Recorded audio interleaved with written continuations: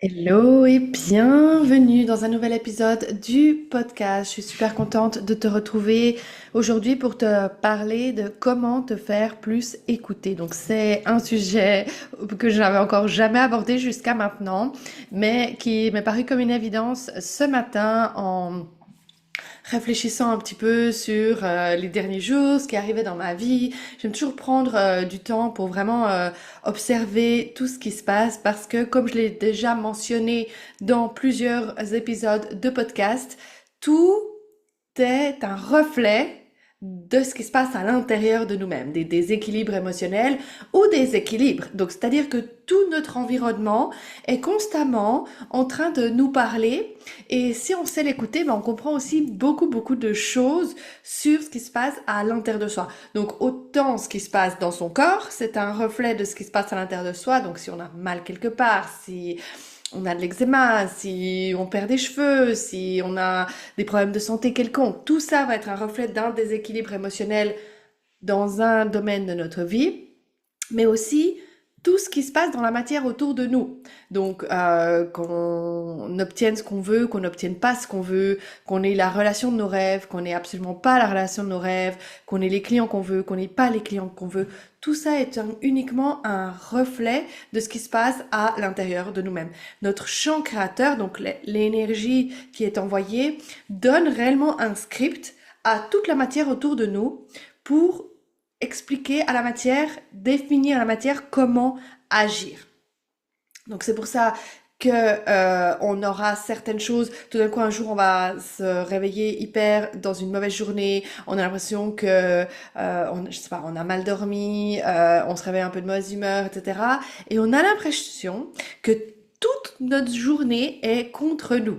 C'est pas tellement que toute notre journée est contre nous, c'est simplement que justement notre journée va refléter l'état interne inconscient des dernières heures, des derniers jours, voire des dernières semaines, mois, années, si c'est quelque chose qui est persistant.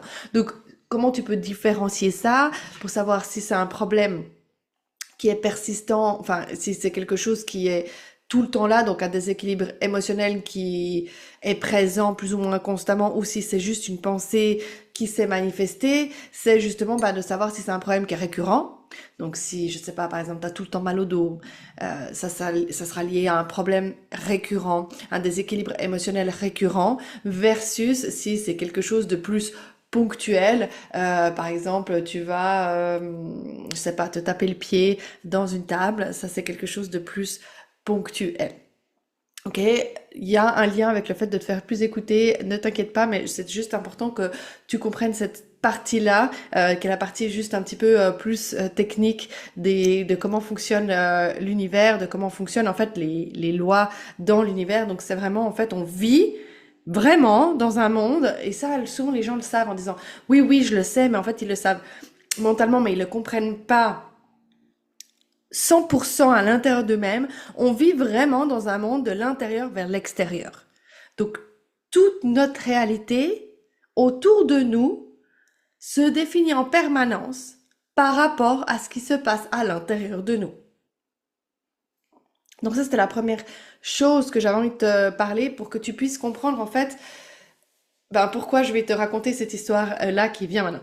Donc, ces derniers temps, j'ai eu le sentiment que mon fils de 8 ans, bientôt 9, ne m'écoute pas. Ou il m'écoute au bout de la 10e fois, 15e fois que je demande les choses, ou alors je dois m'énerver pour qu'il écoute. Mais j'ai l'impression que c'est rare, ces derniers temps, que quand je demande une chose, il la fasse plus ou moins tout de suite. Et je sais que c'est un reflet qui est lié à moi, et pas parce qu'on peut dire, ah oui, mais c'est peut-être son caractère, peut-être qu'elle est comme ça. Non, non, non, non. Parce que avec mon mari, il fait les choses directement. Ce qui me rend dingue, mais c'est quelque chose que je peux travailler et avoir le contrôle, ok? Donc, c'est vraiment quelque chose, donc c'est un reflet. Donc, lui, mon fils, ce qu'il va faire, c'est qu'il va agir avec moi en fonction de ce qui se passe à l'intérieur de moi. Si c'était un trait de caractère, ce qui n'est réellement jamais le cas puisque justement les gens jouent des rôles dans nos vies, mais si c'était un trait de caractère, il agirait comme ça avec tout le monde, pas juste avec moi. Donc du coup, c'est pour ça que ce matin, j'avais envie de prendre le temps de regarder en fait qu'est-ce qui se passait parce que je sentais que ça faisait trop longtemps que ça durait et que du coup, j'avais envie de changer ça. Donc j'ai été voir intuitivement quelle était la cause émotionnelle de le fait qu'il ne m'écoute pas.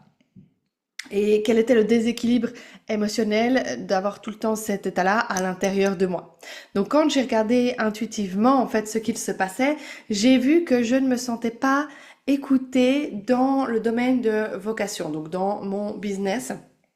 Et ce n'est absolument pas donc.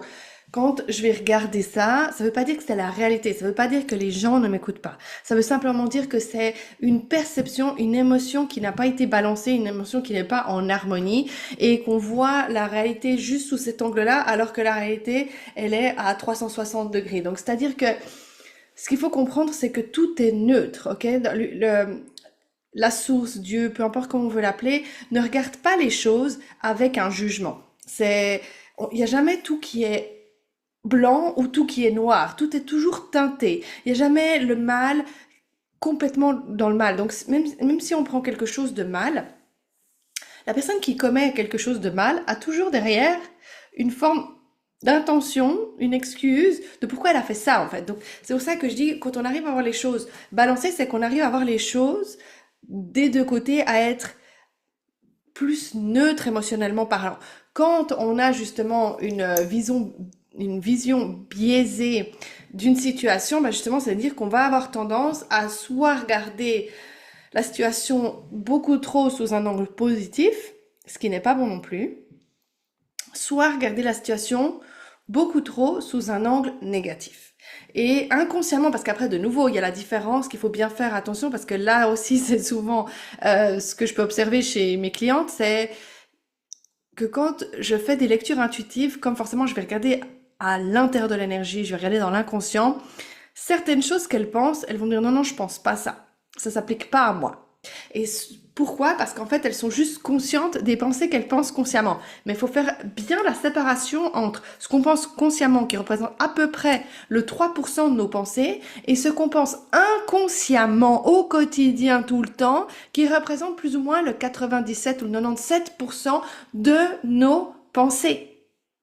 Donc c'est là où il faut faire justement une immense différence, c'est que la plupart du temps, c'est pas le 3 petits pourcents ou voire 5, allez, si on maîtrise assez bien son conscient, qui vont faire la différence, c'est le 95 autres pourcents qui va faire la différence. C'est ce pourcentage-là qui aura le plus grand poids. Et du coup, quand je mets en lumière des choses, je mets en lumière souvent ce qui a été mis dans l'inconscient. Donc c'est pour ça que souvent la première réaction c'est non, non, je pense pas ça. Oui, tu le penses, tu le poses juste pas au niveau conscient. C'est ça la différence. Donc du coup, quand j'ai regardé intuitivement ce qu'il se passait ce matin, j'ai vu qu'en fait, je ne me sentais pas écoutée de mon audience. De nouveau, c'est pas des pensées que je me dis au quotidien où je suis en train de me dire oh, les gens ne m'écoutent pas. Non, pas du tout. Sinon, j'arrêterais de parler tout de suite. J'arrêterais de faire mon podcast, j'arrêterais d'envoyer des mails, j'arrêterais de poster sur les différentes plateformes sur lesquelles je poste. Par contre, il est vrai que ces derniers temps, je me suis plus focalisée sur les chiffres que d'habitude. Donc, ces 6 derniers mois, j'étais assez focalisée justement sur le message que je voulais partager, sur vraiment canaliser un message, sur vraiment apporter de la valeur, etc., indépendamment de où j'en étais. Et j'ai pu faire ça puisque j'avais arrêté de toute façon pendant un long moment mon business. Quand j'ai recommencé à communiquer de manière régulière, j'avais tellement, entre guillemets, de toute façon pas de chiffres sur lesquels m'appuyer, que du coup je me suis vraiment focalisée sur ce message qui est très bien allé. Et plutôt que continuer de me focaliser sur l'essence en fait de ce message à partager, une partie de moi, mon ego, s'est mis à se focaliser sur les statistiques. Et ça, c'est une grande erreur. Parce qu'à chaque fois qu'on se focalise sur les statistiques, qu'est-ce qui se passe? C'est qu'on repasse dans sa tête, on perd l'essence de son message et surtout, on commence à être dans le manque parce qu'on va se dire, pourquoi j'ai que eu ce nombre de personnes qui ont été là? Pourquoi ça, etc. Et du coup, on n'est plus en train de se dire, non, c'est égal finalement le nombre. Parce qu'au final, même s'il y a une seule personne qui écoute aujourd'hui ce podcast, Imaginons. Imaginons que aujourd'hui, ce podcast, je ne sais pas pourquoi il attire qu'une seule personne, mais si c'est cette personne, c'est la bonne personne. Alors au final, c'est égal le chiffre. Si cette personne-là, elle est tellement émue par mes mots, par ce que j'ai à dire, qu'elle se sent vue, qu'elle se sent comprise, qu'elle se sent entendue, qu'elle développe son niveau de confiance en moi et qu'à la fin, peut-être, ça lui donne envie de travailler avec moi, alors mon job, il est fait. Mon job, il est absolument pas de regarder les statistiques et de vouloir finalement grandir un chiffre. Parce qu'un chiffre, c'est qu'un chiffre. Quand on cherche à grandir un chiffre, c'est qu'on cherche derrière la validation extérieure. Et ça, derrière ça, il y a une croyance sous-jacente à ça, parce que là n'est pas la croyance, en fait. Là est plutôt la mauvaise perception, là où j'ai mal regardé les choses. Qu'est-ce qui m'a fait agir ça? C'est une croyance que j'ai déjà travaillé beaucoup, mais les croyances, elles se travaillent toujours je dirais par couche. Donc, c'est-à-dire qu'on est un peu comme dans le jeu de Mario Kart. C'est-à-dire qu'on va passer des niveaux. Donc, on va guérir une croyance qui, dans le niveau 1, elle va être résolue, c'est bon, tout est ok, cool. Du coup, on a les capacités pour passer au niveau 2. Mais au niveau 2, cette croyance, elle va revenir. Mais parce que justement, il y aura des choses, c'est comme si on pèle un oignon. Et tout d'un coup, il y a d'autres choses à travailler par rapport à ça.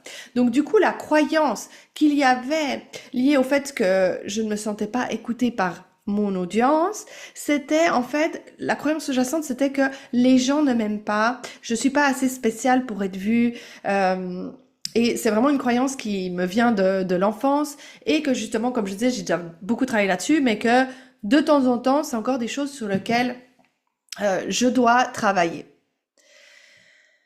Et quand j'ai pris conscience de ça, en fait, tout d'un coup, j'ai su là où je devais travailler et je suis quasiment sûre que mon fils va de nouveau, je vous tiendrai au courant d'ailleurs, mais va, dès que j'aurai vraiment rétabli ce déséquilibre émotionnel, si je suis tout à fait honnête maintenant pendant ce podcast, je vais juste checker intuitivement.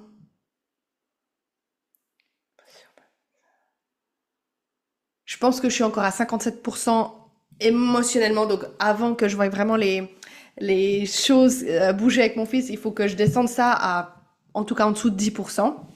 Donc j'ai encore du travail à faire ces prochains jours là-dessus. Mais au moins j'ai déjà mis en lumière euh, cet aspect-là qui va justement en fait me permettre de soigner ça. Parce que si j'essaie juste de résoudre le problème par le symptôme, c'est-à-dire le symptôme, mon fils qui écoute pas à la première fois ce que je lui demande de faire, ça va pas pouvoir régler. C'est là où souvent en fait dans les thérapies ça fonctionne. C'est pour ça qu'on n'arrive souvent pas à résoudre certains problèmes et qu'on va des années en voir des gens à travailler sur soi, etc. Et pourtant on a des choses récurrentes. C'est parce que on essaye de soigner le symptôme.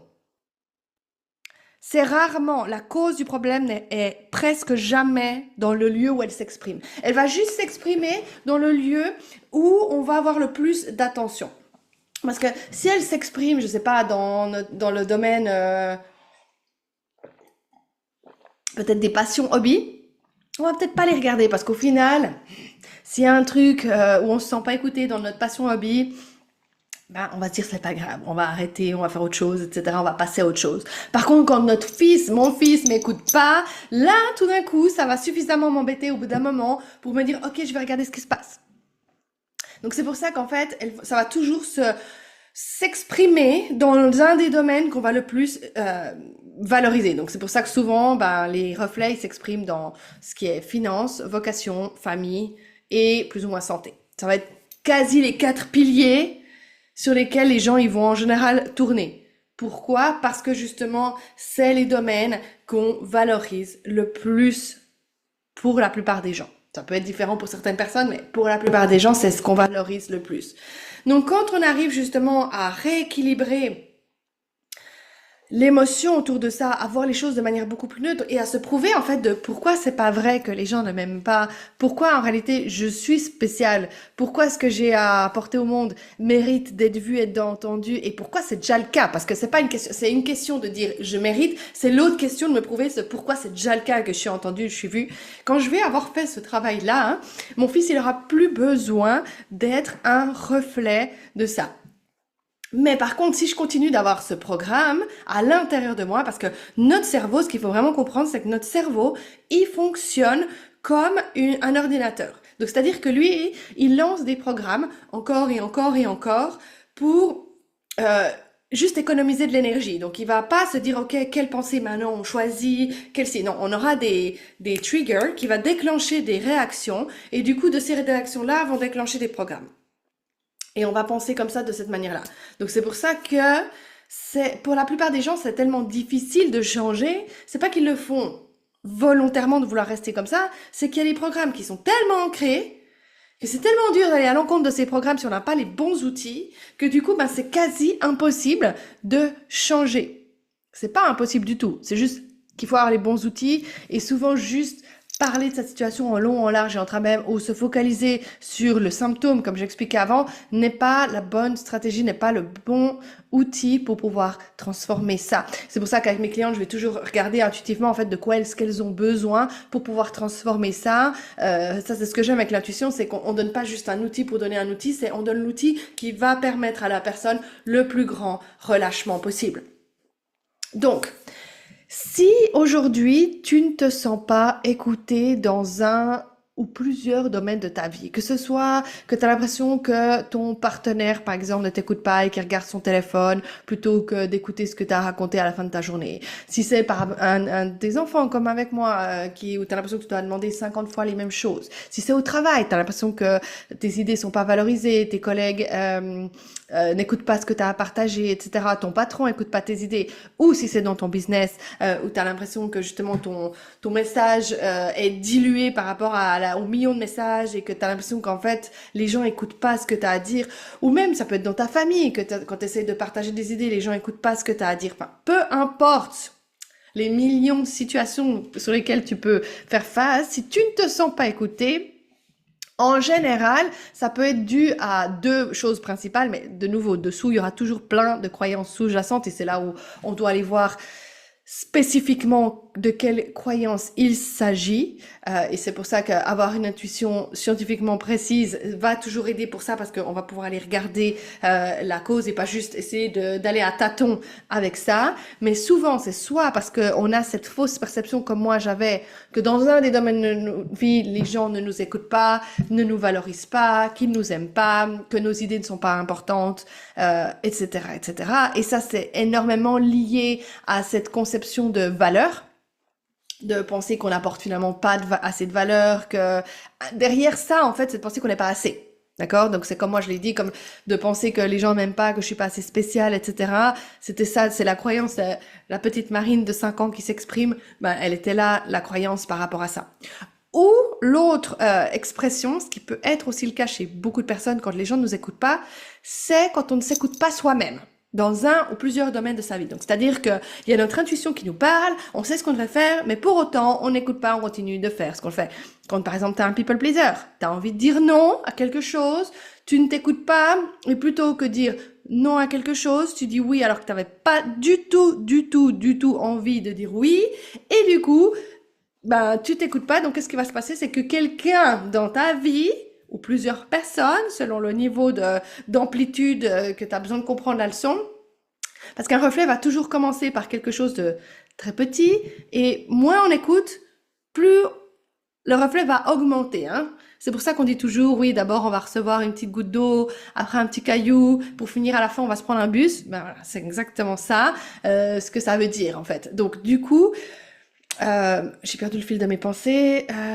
Donc si tu ne t'écoutes pas dans un ou plusieurs domaines de ta vie, tu peux être sûr que d'autres personnes vont illustrer ça dans ta vie. Donc, comment tu peux... donc, pour moi, j'ai vérifié intuitivement et c'était le fait d'avoir cette fausse perception et pas le fait de ne pas m'écouter qui avait le plus grand impact. Ça veut pas dire que je m'écoute tout le temps et ça veut pas dire que ça a aussi un léger impact, mais dans ce cas-là, c'était le fait de pas me sentir écoutée dans un autre domaine. Donc, comment transformer ta situation si tu ne te sens pas écoutée? Donc, soit tu peux avoir accès à quelqu'un justement qui a une intuition scientifiquement précise et qui peut te permettre de vraiment mettre le doigt sur ça. Mais si c'est pas le cas, tu peux déjà juste observer ta vie et te demander qu'est-ce que cette personne a dû penser, a dû faire pour créer cette situation-là, et juste te mettre en position hélicoptère. Déjà rien que ça aide à avoir les réponses. Et juste te dire ok. Si c'était pas moi, si c'était juste quelqu'un d'autre que j'observais, sa vie, sa situation, qu'est-ce que je me dirais par rapport aussi aux informations que je viens de te donner dans ce podcast? Qu'est-ce que cette personne a dû faire, pas faire, penser, pas penser pour arriver à ce résultat-là? Et déjà là, tu auras justement un bon point de départ de réflexion. Et si ensuite tu veux que plus de gens t'écoutent, une fois que tu as résolu cette partie-là, donc une fois que tu as pris conscience de si c'était que tu ne te sentais pas écouté, parce qu'au final tu te sentais pas assez, ou si tu ne t'écoutais pas toi-même, du coup la deuxième chose, c'est d'être énormément ancré dans la valeur de ce que tu as à partager. Ça, c'est un aspect essentiel que trop de gens manquent encore, c'est justement d'être ancré dans le fait qu'on apporte quelque chose dans chaque échange qu'on a avec les gens, dans chaque pièce qu'on rend, dans chaque post qu'on écrit, de vraiment être connecté à sa valeur. Trop souvent, en fait, on n'est pas connecté à sa valeur et on espère que les autres nous renforcent notre valeur. Et c'est bien pour ça qu'en fait, on n'arrive pas à obtenir les résultats qu'on veut, parce que c'est, de nouveau, comme je disais, le monde va juste être un reflet de ce qui se passe à l'intérieur de nous-mêmes. Donc, si tu veux que les gens t'écoutent, apprécient tes idées, et l'impression que ce que tu dis vaut quelque chose, qui te disent « Ah, c'est incroyable ce que tu as partagé », enfin, peu importe, tu as besoin d'ancrer à ta valeur. Avant chaque épisode de podcast que j'enregistre, je me dis pourquoi cet épisode est incroyable, pourquoi c'est une pièce de contenu qui est exceptionnelle, qui va changer la vie des gens. Je me le dis parce que ça m'aide à être ancré dans ma valeur. Si j'enregistrais cet épisode en pensant que c'est de la merde, en pensant que qui c'est qui aurait envie d'écouter ça, est-ce que ce que je dis ça vaut vraiment la peine, il y a tellement d'épisodes de podcast derrière, et puis si vraiment les gens en fait ils en avaient rien à faire de moi, et puis est-ce que vraiment je vaux quelque chose, est-ce que mes idées sont bonnes, est-ce que les gens n'auraient pas envie d'écouter cet épisode de podcast, ou le trouveraient ennuyeux à mourir, ou effectivement mettrait en lumière ce qui révèle mes craintes, c'est-à-dire le trouverait pas assez intéressant, ils arrêteraient de l'écouter au bout de 5 minutes, etc., etc.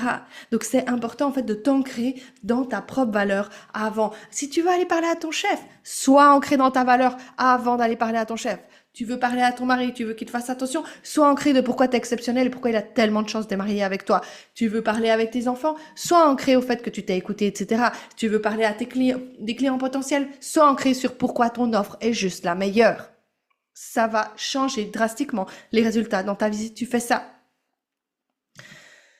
Et pour tous ceux d'entre vous qui veulent aller encore plus vite par rapport à ces concepts, parce que je sais que justement, des fois, on est là, ok, Marine, c'est cool ce que tu me dis, mais je veux encore aller plus vite, je veux aller un cran au-dessus, je veux pouvoir mettre en pratique toutes ces choses, je veux vraiment maîtriser ces concepts.